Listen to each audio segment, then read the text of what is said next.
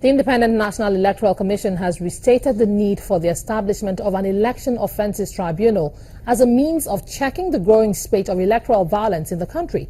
The chairman of INEC, Professor Mahmood Yakubu, restated this position at a discussion on elections in Nigeria organized by some civil society groups.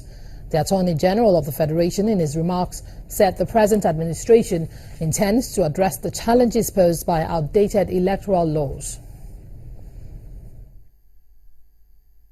But how do we deal with violence in our elections?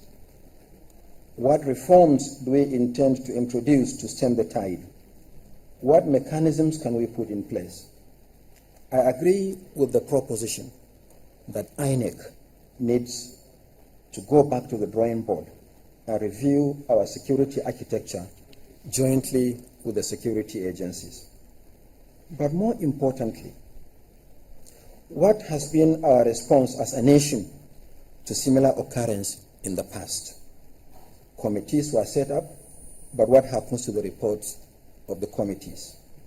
For instance, West Report 2008 proposed, among other recommendations, the establishment of the Electoral Offences Commission and Tribunal to penalize electoral offenders. Nothing was done about it. 3 years later, the nation experienced harrowing post-election violence.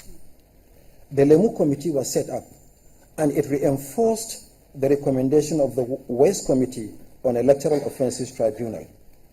The white paper on the Lemu report accepted the recommendation, and the Attorney General at the time was directed to take steps to establish the tribunal. This is yet to be implemented.